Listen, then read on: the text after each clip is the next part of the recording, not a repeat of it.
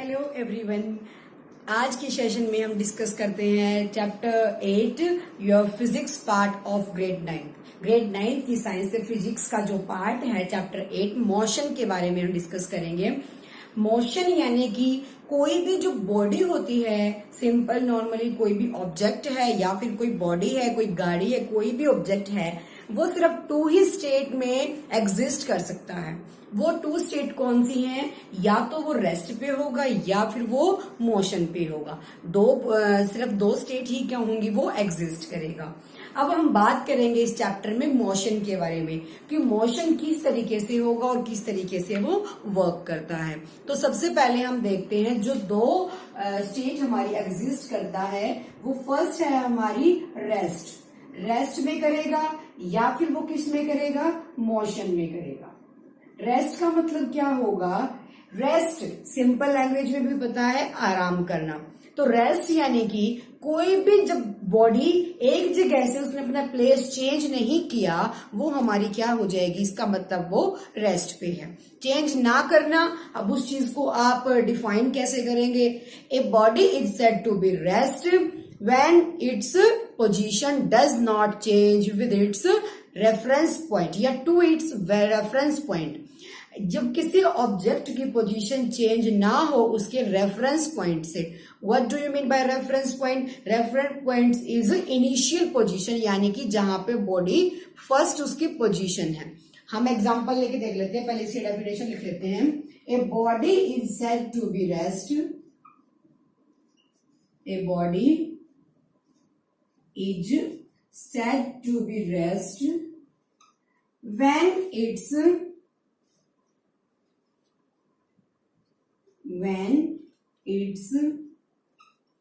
position does not change.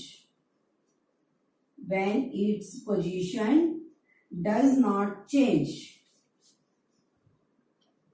from its reference point.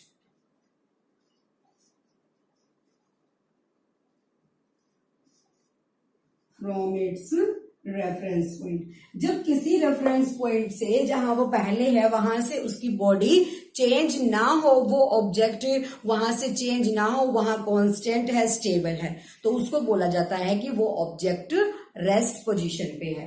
Rest position पे है, मान लिया हमारा यहाँ कोई हाउस है, यहाँ स्कूल है, मेंशन कर दिया। कोई स्टूडेंट अगर इस स्कूल में है, अगर वो यहीं पे अभी भी स्टेबल है, आफ्टर 1 आवर 2 आवर यही है, तो इसका जो रेफरेंस पॉइंट है वो स्कूल है, उसकी पोजीशन में कोई चेंज नहीं आया। या फिर कोई गाड़ी खड़ी है यहाँ, मान लिया कोई कार या स्कूटर है, वो आफ्टर सम टाइम भी यहीं पे खड़ा है, उसकी पोजीशन में कोई चेंज नहीं आया, तो इसका मतलब वो ऑब्जेक्ट या वो गाड़ी किस पोजीशन पे है? रेस्ट की पोजीशन पे है। अंडरस्टूड। अब उसके बाद नेक्स्ट बात करते हैं मोशन के बारे में।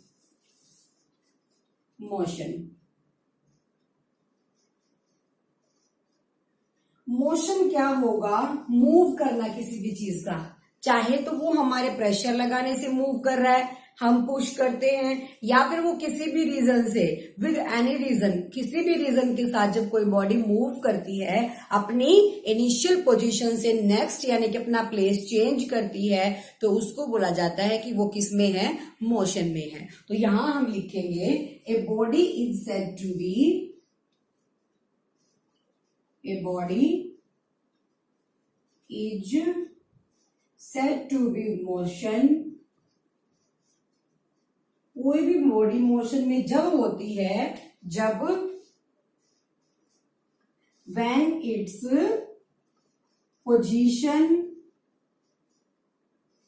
change from its reference point,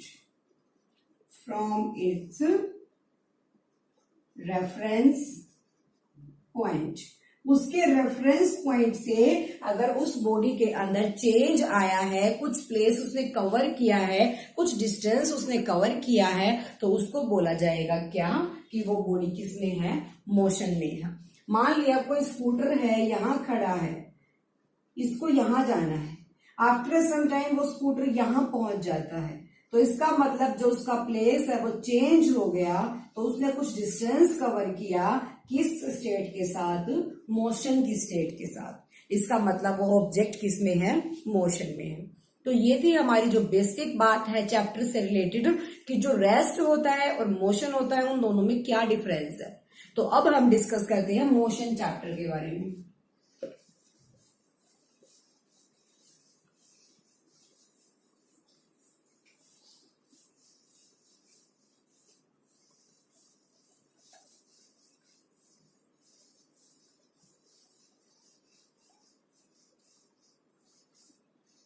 उसके बाद बारी आती है फिजिकल क्वांटिटीज की। कुछ फिजिकल क्वांटिटीज हैं जिसके ऊपर ये चैप्टर, जो फोर्स होते हैं, मोशन होते हैं, कोई बॉडी किस डायरेक्शन में मूव कर रही है, कितना उसने डिस्प्लेसमेंट कवर किया, कितना उसने डिस्टेंस कवर किया है, ये सारी चीजें कुछ फिजिकल क्वांटिटीज पे डिपेंड करती हैं। अब वो फिजिकल क्वांटिटीज कौन सी हैं, फिजिकल क्वांटिटी किसको बोला गया है, सबसे पहले ये क्वेश्चन अराइज होता है, what do you mean by physical quantity.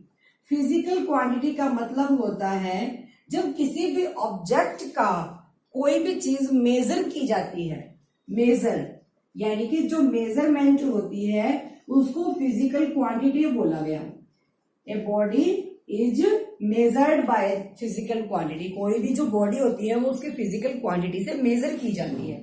उसके बाद उसमें आते हैं टू टाइप। फर्स्ट है scalar quantity, scalar quantity, and second is vector quantity. Second हमारा क्या हो जाएगा, वेक्टर क्वांटिटी। स्केलर क्वांटिटी क्या होती है, सबसे पहले स्केलर क्वांटिटी विच हैव, ऐसे ऑब्जेक्ट जिसके पास मैग्नीट्यूड तो होता है बट डू नॉट हैव, उनके पास क्या नहीं होता, डायरेक्शन नहीं होता, but not direction. Which bodies which have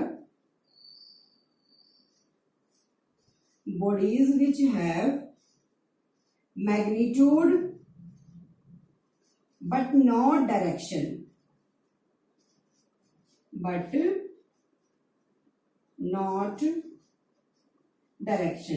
ऐसी बॉडी जिनके पास मैग्नीट्यूड तो होता है लेकिन डायरेक्शन नहीं होती। वो बॉडी किस तरीके से, जैसे मैग्नीट्यूड का मतलब होता है वैल्यू।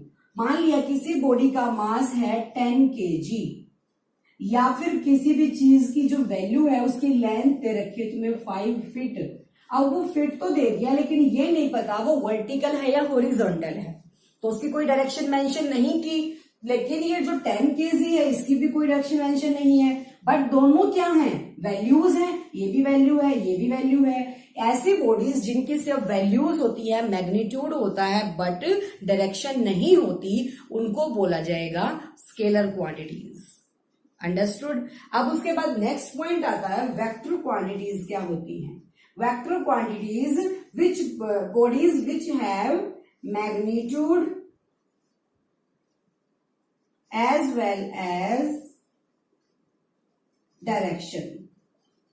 ऐसी बॉडीज जिनके पास मैग्नीट्यूड तो होता है लेकिन उतना ही डायरेक्शन भी होता है। अब जो स्केलर क्वांटिटीज हैं उनके जो एग्जांपल्स रह गए वो ये हैं, स्पीड या फिर डिस्टेंस।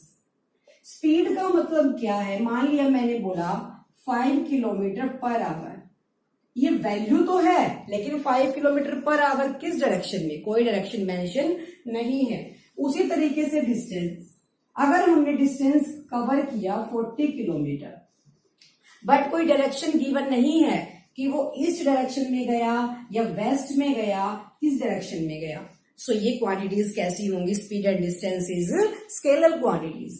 अब उसके बाद वेक्टर के बारे में हम पढ़ रहे हैं, वेक्टर नहीं, vector quantities. Vector quantities which bodies which have magnitude as well as direction। ऐसी bodies जिनके पास magnitude यानी कि value and as well as direction भी given होती हैं, those quantities are vector quantities। इसके अंदर हमारा आ जाएगा velocity and displacement। velocity और क्या, displacement। अंडरस्टूड। अब उसके बाद बात करते हैं कि क्या क्या क्वांटिटीज की क्या क्या इंपॉर्टेंट पॉइंट हमारे इस चैप्टर के अंदर मेंशन है। ये आपका ग्रेड 9 के अंदर सिर्फ बेसिक है। अब जो बच्चे 11th स्टैंडर्ड के अंदर साइंस लेते हैं, मतलब फिजिक्स लेते हैं, वहां पे ये चैप्टर हायर लेवल का है। तो इसका बेसिक यहां समझ लोगे तो आगे आपको प्रॉब्लम नहीं आएगी।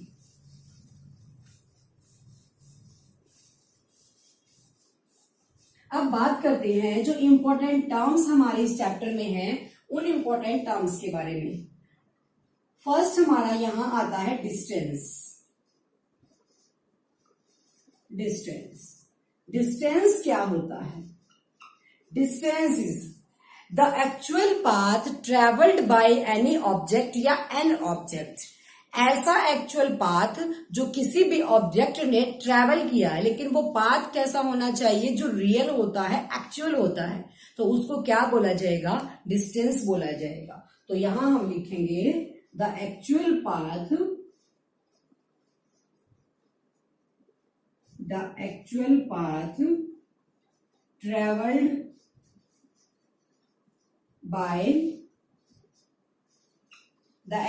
path traveled by an object क्या हो जाएगा? डिस्टेंस हो जाएगा। डिस्टेंस कैसी क्वांटिटी है? Distance is scalar quantity. It is scalar quantity. इसका मैग्नीट्यूड भी होता है। मैग्नीट्यूड होता है तो वो ऑलवेज कैसा होगा? पॉजिटिव होगा, क्योंकि डिस्टेंस जीरो नहीं हो सकता। तो डिस्टेंस हमारा क्या रहेगा? पॉजिटिव। पॉजिटिव रहेगा। उसके बाद इसका नेक्स्ट आता है डिस्टेंस जो होता है, एसआई यूनिट्स के बारे में हमने पढ़ा है कि जब उस बॉडी का, उस चीज का, कोई भी चीज जब मेजर की जाती है, वो किस टर्म में मेजर की जाती है? जो मेजरिंग टर्म्स होती है उनकी, उसको बोला जाता है एसआई यूनिट।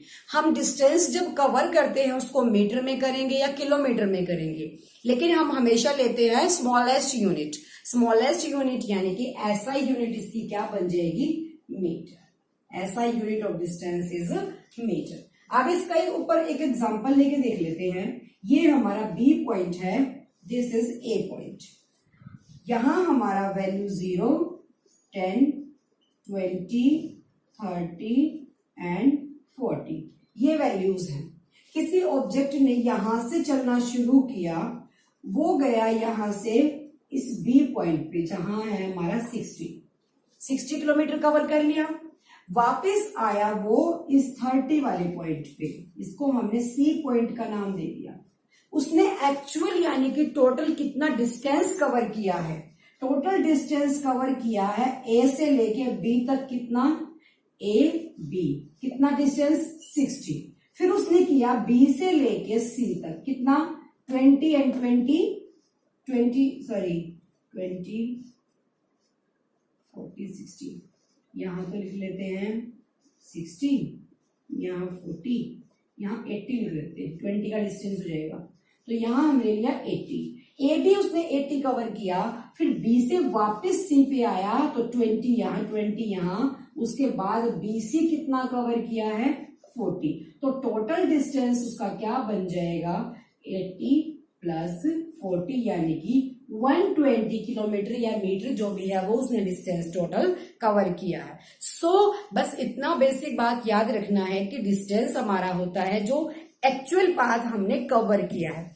चाहे हम कवर करके उसी पोजीशन पे क्यों ना आ जाए, लेकिन पाथ कितना कवर किया है? एक्चुअल किया है। देखो, अगर मान लिया हम ए पॉइंट से चले हैं बी तक, बी से वापस ए पे आए, तो हमने 80 जाते टाइम और 80 आते टाइम टोटल कितना कवर किया? 160 कवर किया। तो इसीलिए जो डिस्टेंस होता है वो कभी भी ना जीरो हो सकता है और ना ही नेगेटिव हो सकता है। जो डिस्टेंस होगा ऑलवेज पॉजिटिव होगा। जितना तुम कवर करते जाओगे उतना उसमें ऐड होता जाएगा, चाहे आप अपनी इनिशियल यानी कि रेफरेंस पॉइंट पे वापस ही क्यों ना आ जाओ, लेकिन उसके अंदर भी वो सारे पॉइंट्स ऐड होंगे जितना आपने डिस्टेंस कवर किया है।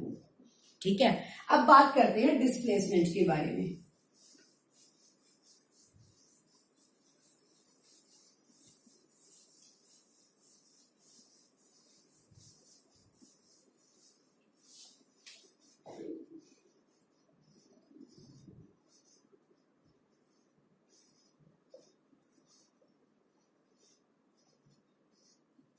डिस्प्लेसमेंट।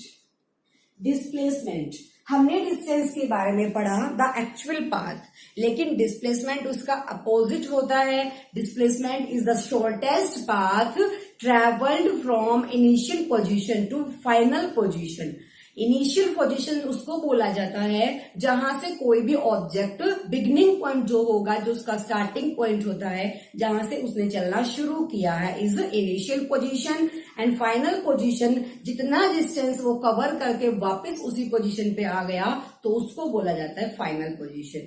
तो देखो डिस्टेंस जब हमने किया था तो उसका मतलब था टोटल हम कितना चले हैं, लेकिन जो डिस्प्लेसमेंट होता है वो क्या होता है, सिर्फ जो डिफरेंस आता है किस किस के बीच का, initial position and final position के बीच का, उसको बोला जाता है क्या, डिस्प्लेसमेंट। तो यहां हम लिखेंगे the shortest distance, the shortest distance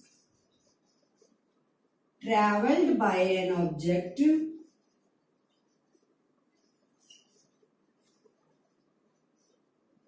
the shortest distance traveled by an object from its initial position to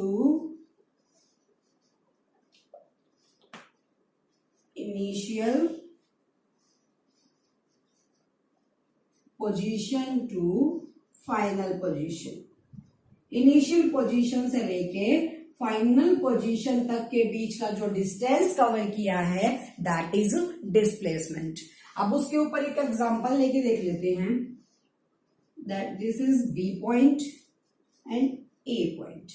वही हमने 0, 10, 20, 30, 40, 50 एंड 60, ए से बी तक का जो डिस्टेंस है वो 60 है।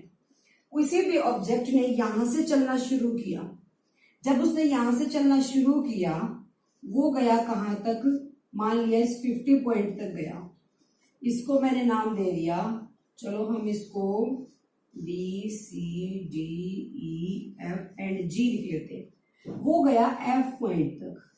एफ पॉइंट तक जाने के बाद वो वापस ट्रेवल करता है सी पॉइंट पे। सी पॉइंट पे ट्रेवल किया, चलना कहां से शुरू किया था, पॉइंट ए से। तो ए इज इनिशियल पोजीशन, यानी कि जहां से उसने चलना शुरू किया, तो ए हमारी क्या बन जाएगी, इनिशियल पोजीशन।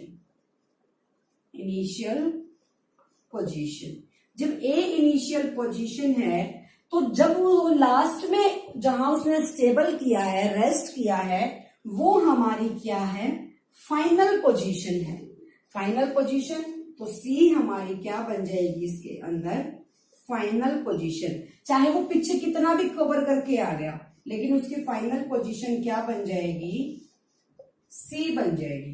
तो हम जब मेजर करेंगे initial position to final position, initial कितनी है, 0 है, 0 से उसने कितना कवर किया, 20, तो उसका जो डिस्प्लेसमेंट है वो क्या बन जाएगा, 20 बन जाएगा। क्योंकि हमें डिफरेंस क्रिएट करना, यही मेन डिफरेंस है डिस्टेंस और डिस्प्लेसमेंट के अंदर। क्योंकि जो डिस्प्लेसमेंट होता है वो ट्रेवल्ड डिस्टेंस होता है जो final initial position to final position के बीच का डिस्टेंस होगा। तो इनिशियल हमारी 0 है, फाइनल हमारी 20 है। एक और एग्जांपल देख लेते हैं। मान लिया ये हमारा कोई ए पॉइंट है, यहां से इसने ऐसे ऐसे चलना शुरू किया, कहीं भी घूम के आया, ये आके यहां रुक गया, इसका पॉइंट है बी। तो हमें फर्क नहीं पड़ता कि वो कहां से घूम के आया, हमें फर्क पड़ता है इस डिस्टेंस से, जो ए से बी तक का डिस्टेंस है, यानी कि जहां उसकी फाइनल पोजीशन है और जहां उसकी इनिशियल पोजीशन है, उन दोनों के बीच में जो डिस्टेंस क्रिएट हो रहा है वही हमारा मेन सब्जेक्ट है। ठीक है, तो यहां हमारा डिस्प्लेसमेंट बन जाएगा distance travelled from initial position to final position. तो यही हमारा डिस्प्लेसमेंट होगा। और जो डिस्प्लेसमेंट होती है वो एक वेक्टर क्वांटिटी होती है। Displacement is vector quantity. Displacement vector quantity है। एसआई यूनिट भी डिस्टेंस की क्या डिस्प्लेसमेंट की मीटर होती है। And displacement is positive, negative and can be 0। Zero भी हो सकता है। वो कैसे? हमने बोला पॉइंट ए से किसी ऑब्जेक्ट ने चलना शुरू किया, उसने डिस्टेंस कवर किया ए से जी तक, जी से फिर वो वापस आ जाता है ए के ऊपर। मैंने बोला इनिशियल पोजीशन से फाइनल, उसकी इनिशियल भी ए है और फाइनल भी ए है, तो जो डिस्प्लेसमेंट है हमारा कितना हो जाएगा? जीरो हो जाएगा। तो इस तरीके से जो डिस्प्लेसमेंट है वो जीरो भी हो सकता है ना, डिस्टेंस कभी भी जीरो नहीं हो सकता। अंडरस्टूड?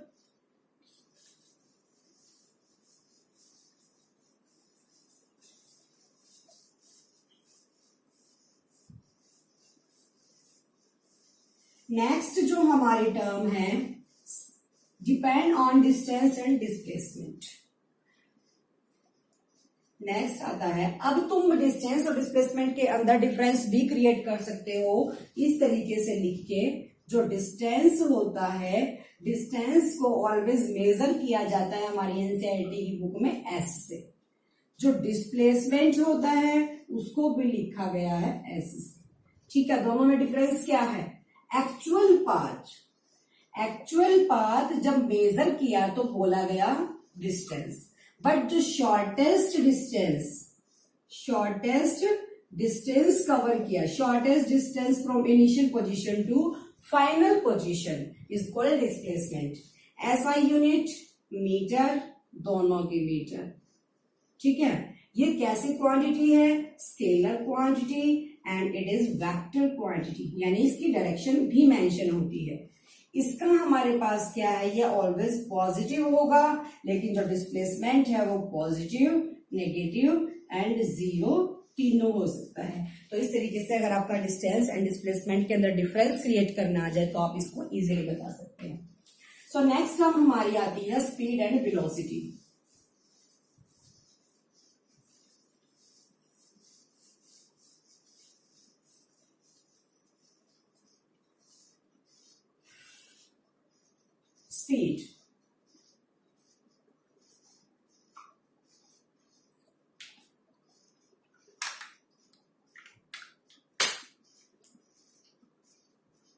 स्पीड, स्पीड क्या होगी? The distance travelled by an object per unit time. Per unit time के अकॉर्डिंग किसी ऑब्जेक्ट ने कितना डिस्टेंस कवर किया है उसको बोला जाता है स्पीड। जैसे हम बोलते हैं पर यूनिट टाइम बोलते हैं और कितने उसकी डिस्टेंस कवर किया। मान लिया मैंने तुम्हें यहां मेंशन कर दिया है 5 किलोमीटर पर आवर कर दिया, इसके अंदर हमारा डिस्टेंस भी है पर आवर, यानी कि हमारा टाइम भी है, दोनों चीजें मेंशन हैं। तो हमारी जो स्पीड है वो क्या है?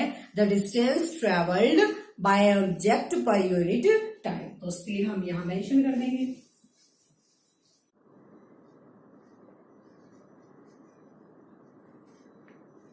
Travelled by N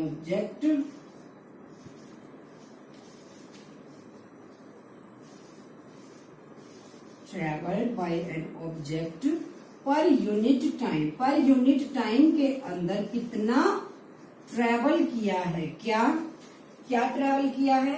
distance travel किया है, उसको बोला जाता है स्पीड। तो स्पीड हमारी यहां हो जाएगी speed S is equals to, क्या बोला जाता है स्पीड को? डिस्टेंस पर यूनिट टाइम। तो हमारा जो फॉर्मूला है स्पीड का वो बन जाएगा speed is equals to distance upon time बन जाएगा। डिस्टेंस को तुम डी से भी लिख सकते हो, वैसे मैंने इस चैप्टर में एस से किया है तो तुम एस से भी कर सकते हो। तो speed is equals to, speed को इसने वी से कर रखा है, तो speed is equals to distance upon time. Distance को हम मेजर करते हैं मीटर के अंदर और टाइम को किसके अंदर? स्मॉलेस्ट यूनिट सेकंड के अंदर। टाइम वैसे तो हम देखते हैं कि आवर्स के अंदर या फिर सेकंड्स के अंदर और मिनट्स के अंदर, तीनों के अंदर मेजर होता है, लेकिन हम लेते हैं ऑलवेज स्मॉलेस्ट यूनिट। इसको थोड़ा सा बड़ा करके लिख देती हूँ फॉर्मूला। स्पीड क्या होती है? The distance travelled by an object per unit time.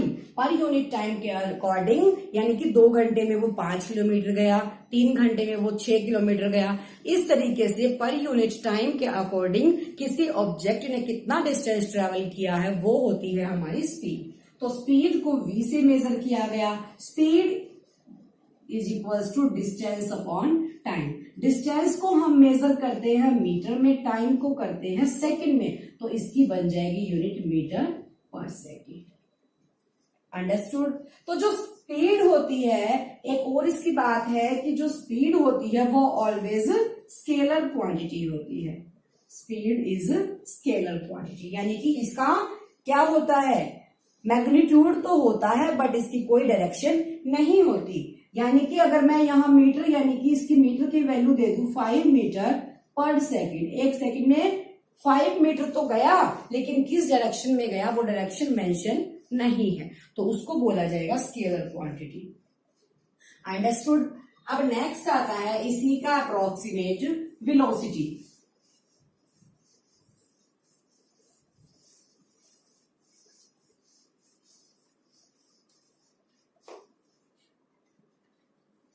Velocity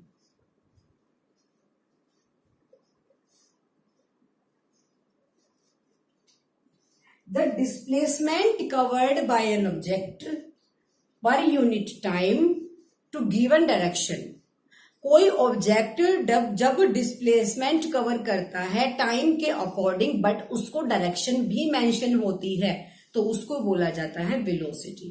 तो यहां डेफिनेशन लिख देती हूं, द डिस्प्लेसमेंट, क्योंकि जो वेलोसिटी होती है वो डिस्प्लेसमेंट में होती है। द डिस्प्लेसमेंट और स्पीड किसके अंदर, distance travelled by an object per unit time, per unit time to given direction. कोई एक पर्टिकुलर डायरेक्शन तुम्हें गिवन है, उसके अकॉर्डिंग जब कोई ऑब्जेक्ट ट्रेवल करता है उसको बोला जाता है वेलोसिटी। वेलोसिटी का भी हमारा फॉर्मूला क्या बन जाएगा, वेलोसिटी को भी v से, वहां क्या था स्पीड में डिस्टेंस अपॉन टाइम, यहां बन जाएगा डिस्प्लेसमेंट अपॉन टाइम बन जाएगा। ठीक है, डिस्प्लेसमेंट अपॉन टाइम बन गया। अब डिस्प्लेसमेंट को भी हम किस में मेजर करते हैं, मीटर के अंदर, टाइम को किसमें, सेकंड के अंदर, तो इसकी भी ऐसा यूनिट बन जाएगी मीटर पर सेकंड। ठीक है, ये थी हमारी वेलोसिटी। और जो वेलोसिटी है डायरेक्शन गिवन है तो ऑलवेज क्या हो जाएगी, vector quantity. Velocity is vector quantity, speed is scalar quantity and velocity is vector quantity. Understood. अब नेक्स्ट हमारी आती है स्पीड और वेलोसिटी के ऊपर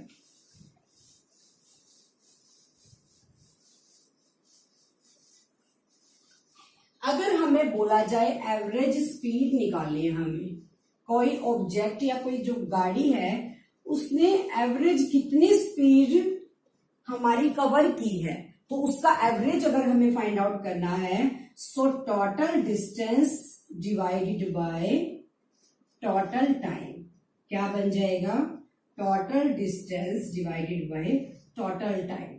देखो कोई भी जो ऑब्जेक्ट है, मान लिया यहाँ 10 है, 20 है, 30 है, यहां से यहां तक जो उसकी स्पीड है वो रही 60 किलोमीटर पर आवर, यहाँ 70 किलोमीटर पर आवर हो गई। तो इसने बोला तीनों डायरेक्शन, तीनों पोजीशन पे अलग अलग है, तो उनकी जो एवरेज स्पीड है वो निकालनी है, तो हमारा हो जाएगा total distance divided by total time बन जाएगा।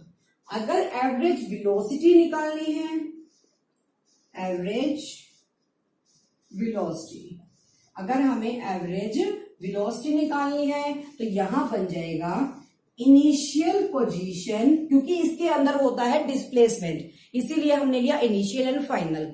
इनिशियल और फाइनल मैंने आपको बताया भी था कि दो पॉइंट है, जहां से स्टार्ट हुआ वो इनिशियल पॉइंट, जहां भी वो फिनिश होता है, चाहे वो यहां हो लेकिन डिस्टेंस कवर करने के बाद यहां हो, जहां भी कोई ऑब्जेक्ट रेस्ट में चला जाता है वो उसकी फाइनल पोजीशन। तो यहां बन जाएगा initial position plus final position divided by 2, तो ये होती है एवरेज वेलोसिटी। आई बात समझ। तो अब नेक्स्ट पॉइंट आता है हमारा इसके अंदर, uniform and non uniform speed.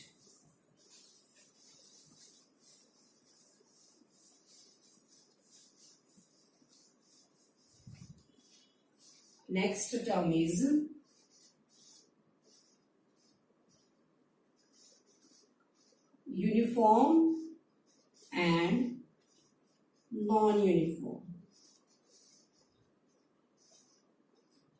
Uniform और non uniform speed.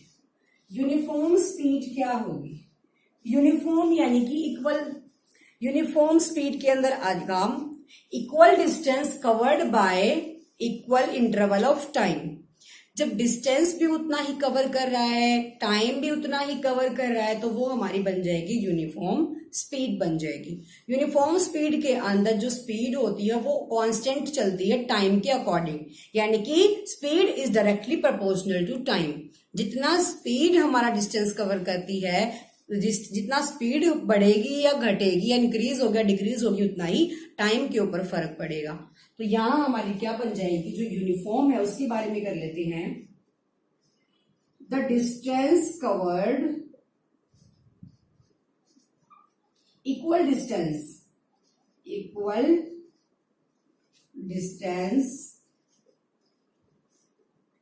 Covered equal interval of time, equal interval of time. कोई भी डिस्टेंस जब कवर किया जाता है तो वो हमारा क्या जाएगा, इक्वल टाइम के साथ यूनिफॉर्म स्पीड में। तो it is called uniform speed. It is called uniform speed. अब यूनिफॉर्म स्पीड किस तरीके से, क्योंकि स्पीड के अंदर क्या होता है, दो ही तो टर्म्स होती हैं, डिस्टेंस होता है या टाइम होता है, दोनों चीजें होती हैं। तो equal distance covered equal interval time. किसी भी ऑब्जेक्ट ने जब इक्वल डिस्टेंस कवर किया है इक्वल टाइम के साथ, इंटरवल ऑफ टाइम का जो इंटरवल चलता आ रहा है वो कैसे। अब यहां देख लेते हैं एक एग्जांपल के साथ। Point B and point A, वही 0, 10, 20, 30, 40 एंड 50। ठीक है, यहां से किसी ऑब्जेक्ट ने चलना शुरू किया पॉइंट ए से, वो 0 से लेके 10 किलोमीटर तक गया 5 मिनट्स में, फिर 10 to 20 गया 5, डिस्टेंस कवर किया 10 किलोमीटर। यहां भी इसने डिस्टेंस कवर किया 10 किलोमीटर और 5 मिनट। नेक्स्ट डिस्टेंस उसने कवर किया 10 किलोमीटर, कितने टाइम में, 5 में। नेक्स्ट उसने कवर किया 10 किलोमीटर, कितने में, 5 में। जब equal distance equal interval of time के साथ गया है तो वो हमारा क्या बन जाएगा, यूनिफॉर्म स्पीड बन जाएगी। इसके अंदर जो ग्राफ बनेगा वो क्या बनेगा, यूनिफॉर्म स्पीड का जो ग्राफ है, मान लिया हमने यहां रख दिया टाइम को, यहां रख दिया स्पीड को हमने v से डिनोट किया। जितना हमारा टाइम इंक्रीज हुआ उतनी ही हमारी स्पीड इंक्रीज हुई। तो जो इसका डिस्टेंस, इसका ग्राफ बनेगा वो ऑलवेज स्ट्रेट लाइन ग्राफ बनेगा, क्योंकि जितना हमारा वेलोसिटी, जितनी हमारी स्पीड होती है उतनी ही हमारा टाइम होता है। Equal interval of time with equal distance, तो हमारा बन जाएगा straight line graph. Uniform speed दोबारा से, व्हेन इक्वल डिस्टेंस कवर्ड पर equal interval of time, equal interval of time के साथ इक्वल डिस्टेंस कवर कर, तो वो हमारा बन जाएगा यूनिफॉर्म स्पीड। अंडरस्टूड। अब बात करते हैं नॉन यूनिफॉर्म की।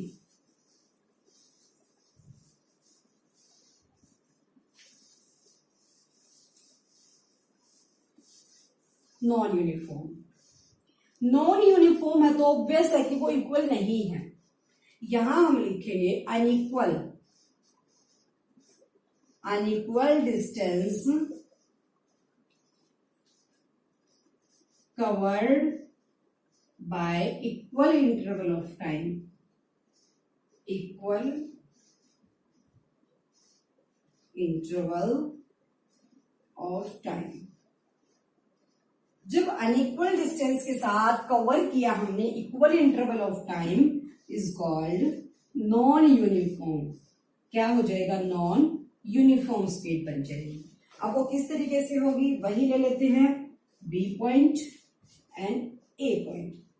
बी पॉइंट लिया हमने, ए पॉइंट लिया, यहां वही हमारा 0 से स्टार्ट करते हैं, 0, 10, 20, 30, 40 एंड 50।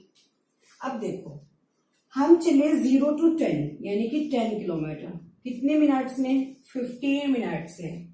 फिर हम गए 10 to 30, 10 से लेके 30 तक गए। इस पॉइंट से इस पॉइंट तक हमने डिस्टेंस कवर किया कितना, 10 और 10 20 का। कितने मिनट्स में, सेम 15 मिनट्स में। और यहां डिस्टेंस कवर किया था कितना, 10 किया था, कितने मिनट्स में, 15 मिनट्स में। यहां 20 किलोमीटर डिस्टेंस कवर किया 15 में। अब यहां से मैं जाती हूं फिर दोबारा से 40 पे, फिर हमने 10 कवर किया कितने में, वही सेम 15 में। तो अलग अलग हर बार क्या हो रहा है, टाइम तो हमारा सेम चलता है लेकिन जो डिस्टेंस है वो चेंज होता जाता है, अनइक्वल है। यानी कि 0 से 10 तक का 10 कवर किया विद इन 15 मिनट्स, फिर 20 कवर किया विद इन 15 मिनट्स, फिर दोबारा 10 कवर किया विद इन 15 मिनट्स। तो हर बार जो डिस्टेंस है वो क्या हो रहा है, चेंज हो रहा है। तो इस चेंज की वजह से इसको बोला जाता है नॉन यूनिफॉर्म मोशन बोल लो या फिर नॉन यूनिफॉर्म स्पीड बोल लो। तो ये हो जाएंगे हमारी uniform and non uniform. Understood. अब इसके बाद नेक्स्ट टर्म आती है acceleration. What do you mean by acceleration?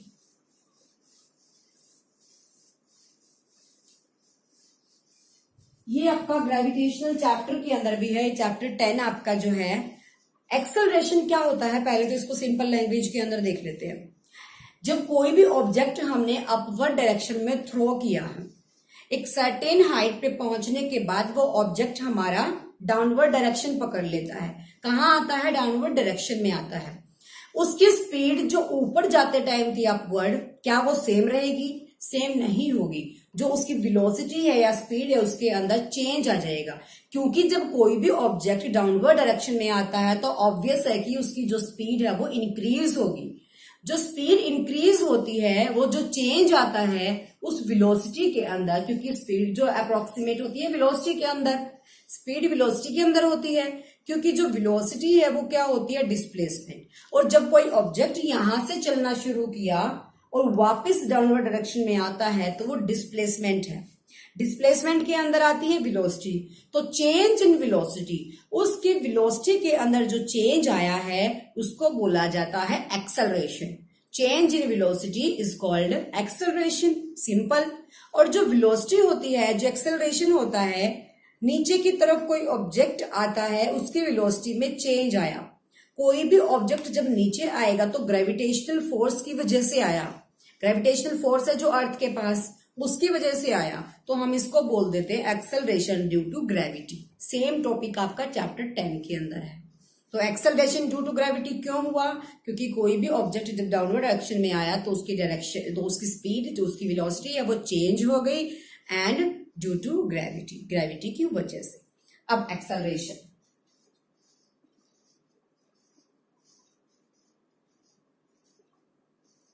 acceleration, the rate of change of velocity,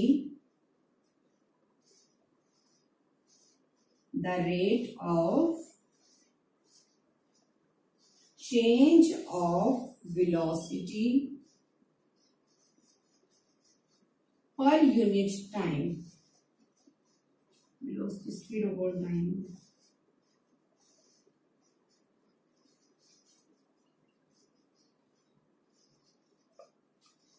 is called, क्या बन जाएगा, एक्सेलरेशन।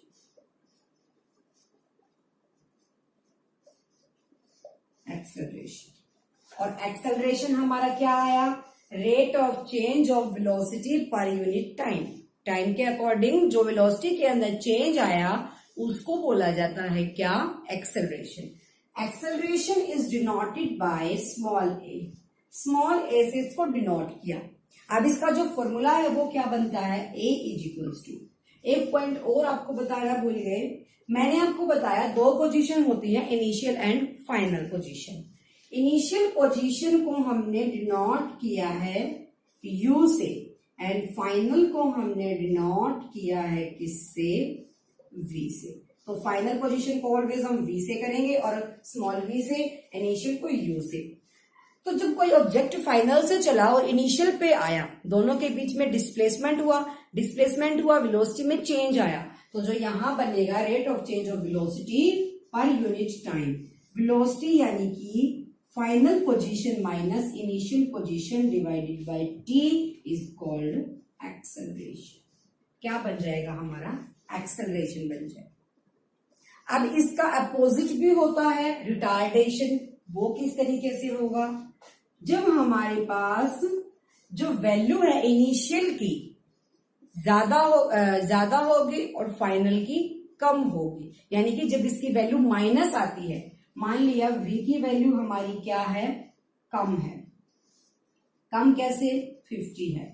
u की वैल्यू हमारे पास है 80 डिवाइडेड बाय टाइम। तो जब तुम इसकी वैल्यू फाइंड आउट करोगे तो वो आएगी नेगेटिव।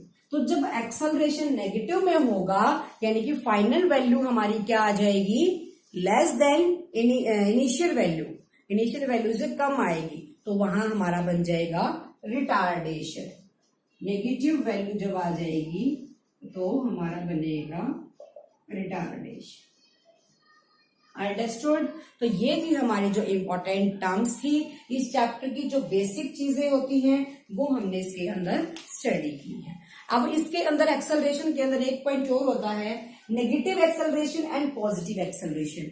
नेगेटिव एक्सेलरेशन का मतलब ये है जब इस फॉर्मूले के अंदर वैल्यू रखने के बाद वैल्यू नेगेटिव आएगी तो वो नेगेटिव एक्सेलरेशन होगा। वैल्यू नेगेटिव कब आएगी? जब v की वैल्यू कम होगी, u की वैल्यू ज्यादा होगी, तो वैल्यू नेगेटिव आएगी, तो negative acceleration, this is retardation. And value जब इसकी पॉजिटिव आएगी तो पॉजिटिव एक्सेलरेशन होगा। अंडरस्टूड? अब इसके ग्राफ्स के बारे में, वेलोसिटी टाइम ग्राफ क्या होता है, पोजीशन टाइम ग्राफ क्या होता है, सेकेंड पार्ट में डिस्कस करेंगे। Thank you.